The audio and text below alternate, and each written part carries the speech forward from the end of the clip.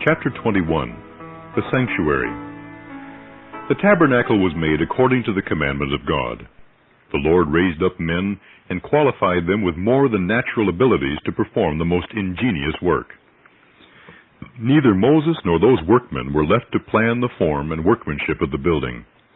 God himself devised the plan and gave it to Moses, with particular directions as to its size and form and the materials to be used, and specified every article of furniture which was to be in it.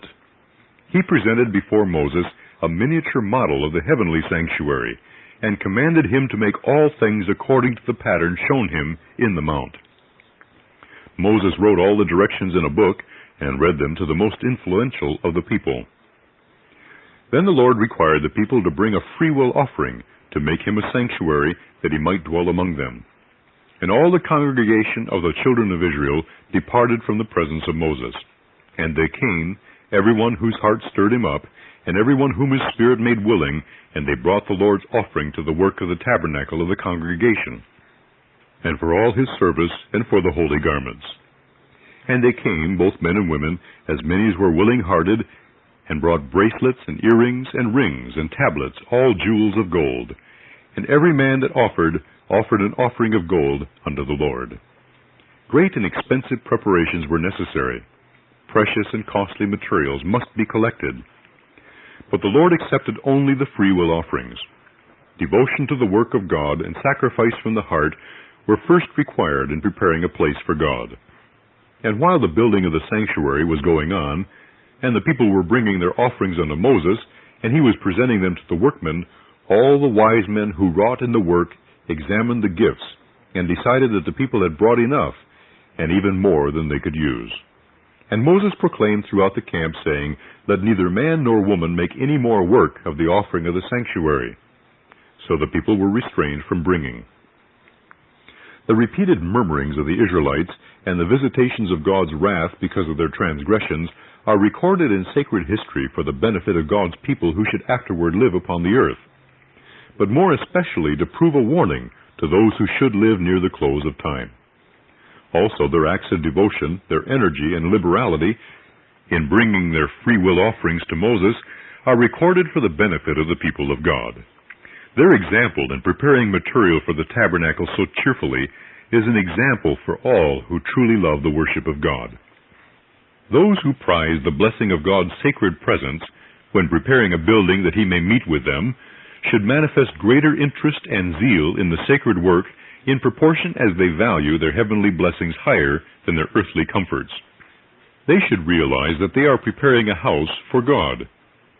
Many will expend much to erect comfortable and tasty buildings for themselves, but when they would prepare a place that they may receive the presence of the high and exalted one, they manifest a wonderful indifference and have no particular interest as to the convenience, arrangement, and workmanship. Their offerings are not given cheerfully from the heart, but are bestowed grudgingly, and they are continually studying in what manner the sacred building can be made to cost the least, and answer the purpose as a house of worship. Some manifest more interest in building their barns wherein to keep their cattle than they do in building a place for the worship of God. Such value sacred privileges just in that proportion which their works show. And their prosperity and spiritual strength will be just according to their works. God will not cause his blessing to rest upon those who have so little estimate of the value of divine things. Unwilling and stinted offerings are not accepted of God. Those who manifest that earnestness to bring to the Lord acceptable offerings of the very best they have, willingly, as the children of Israel brought their presents to Moses, will be blessed in that proportion that they have estimated the value of divine things. It is of some consequence that a building prepared expressly for God to meet with his people should be arranged with care, made comfortable, neat, and convenient. For it is to be dedicated to God and presented to him, and he is to be entreated to abide in that house and make it sacred by his holy presence. Enough should be willingly given to the Lord to liberally accomplish the work, and then the workmen be able to say, Bring no more offerings. A house built for God never should be left in debt, for God would be dishonored. He is acquainted with every heart, and he will reward every one who freely gives back to him when he requires that which he has given them. And if they withhold that which belongs to God, he will afflict them and their families, and cause decrease in their possessions, just according to their disposition to rob him.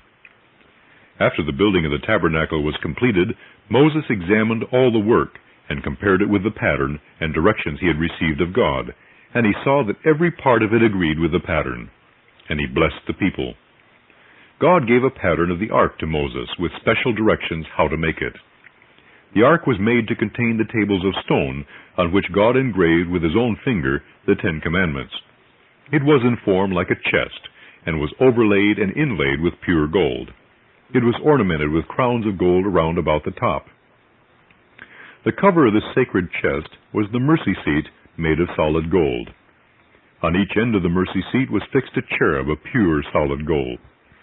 Their faces were turned toward each other, and were looking reverentially downward toward the mercy seat, which represents all the heavenly angels looking with interest and reverence to the law of God deposited in the ark in the heavenly sanctuary. These cherubs had wings. One wing of each angel was stretched forth on high, while the other wing of each angel covered their forms. The ark of the earthly sanctuary was the pattern of the true ark in heaven. There, beside the heavenly ark, stand living angels at either end of the ark, each with one wing overshadowing the mercy seat and stretching forth on high, while the other wings are folded over their forms in token of reverence and humility. In the earthly ark, Moses was required to place the tables of stone. These were called the tables of the testimony, and the ark was called the ark of the testimony because they contained God's testimony in the 10 Commandments. The tabernacle was composed of 2 apartments separated by a curtain or veil.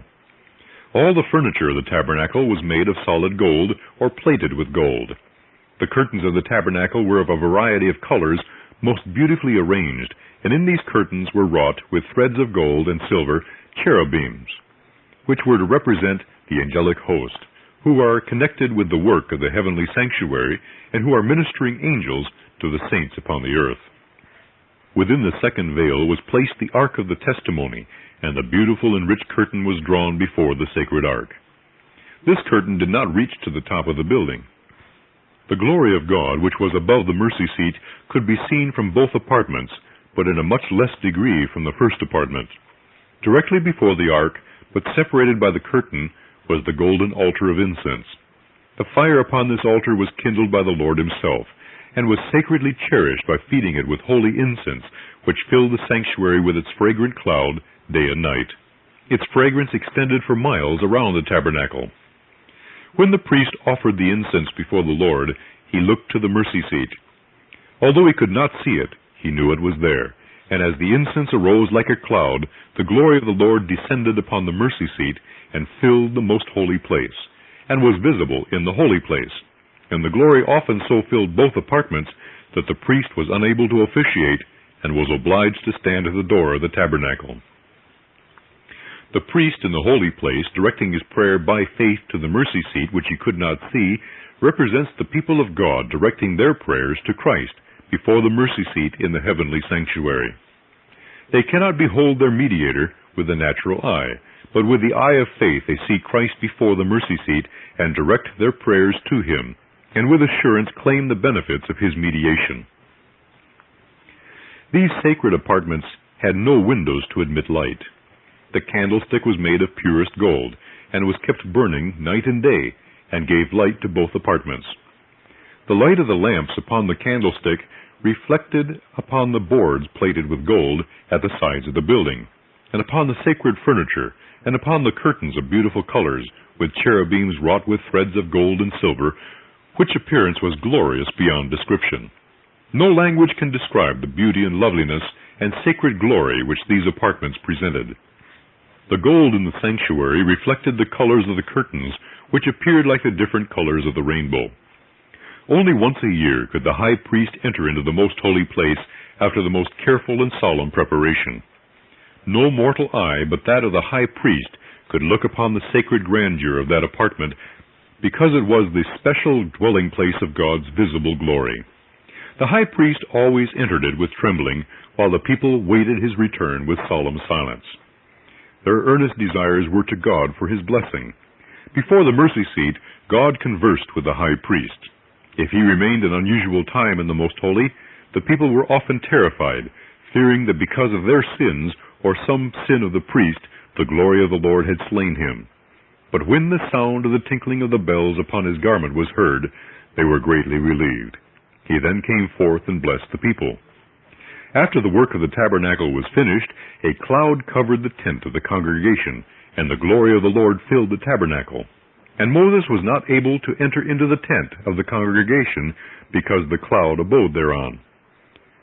And the glory of the Lord filled the tabernacle. And when the cloud was taken up from over the tabernacle, the children of Israel went onward in all their journeys. But if the cloud were not taken up, then they journeyed not till the day that it was taken up. For the cloud of the Lord was upon the tabernacle by day, and fire was on it by night, in the sight of all the house of Israel, throughout all their journeys. The tabernacle was constructed so as to be taken to pieces and borne with them in all their journeyings.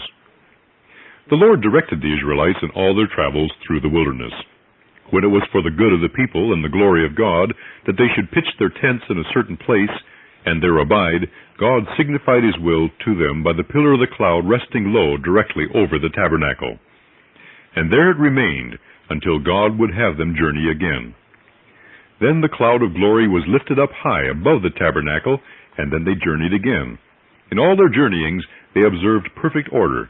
Every tribe bore a standard with the sign of their father's house upon it, and every tribe was commanded to pitch by their own standard. And when they traveled, the different tribes marched in order, every tribe under their own standard. When they rested from their journeyings, the tabernacle was erected, and then the different tribes pitched their tents in order, in just such a position as God commanded, around the tabernacle at a distance from it. When the people journeyed, the ark of the covenant was borne before them, and the cloud of the Lord was upon them by day when they went out of the camp. And it came to pass, when the ark set forward, that Moses said, Rise up, Lord, and let thine enemies be scattered, and let them that hate thee flee before thee. And when it rested, he said, Return, O Lord, unto the many thousands of Israel.